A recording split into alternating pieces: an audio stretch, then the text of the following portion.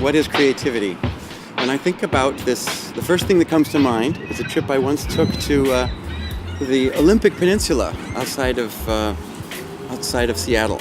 And there is a virgin cloud forest there. And you see there are trees there that died and fell over 1,000 years ago, and on top of them are new trees that are growing. And the new trees are 400, 500 years old. And so creativity, when you think about it, is this constant churning and transformation of one thing to another. Whether the transformation looks like it's dying, that can often look like it's living again. It's no accident that I think it's in Hindu culture that the god for destruction is the same as the god for creation. So there's a kind of a powerful force at work that you just tap into, and it's part of life. Whether it's going up in a cycle or down in a cycle, or it's about transformation at its very basis. People who are no longer 4 years old, they think they're no longer creative. Or so, I'm not a creative person. I can't draw. I don't.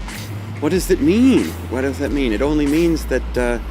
I think creativity is like a muscle that you just use if you're going to be good at washing the dishes. That takes a certain way of practice too. I mean, the same thing is true of thinking creatively. There's a certain way of doing it, and if you do it more often, it's a natural part of all of us. It's something we can tap into rather than simply not be good at. I think it's a natural phenomenon.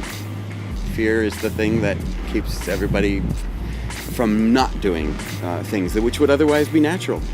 I think one of the strange dual problems that we're suffering with these days is that we have created a culture where we have to make people uncomfortable with who they are so that they can buy things that they don't need.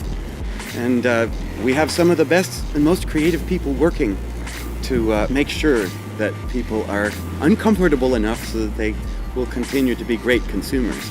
So creativity can work on all sides of the fence.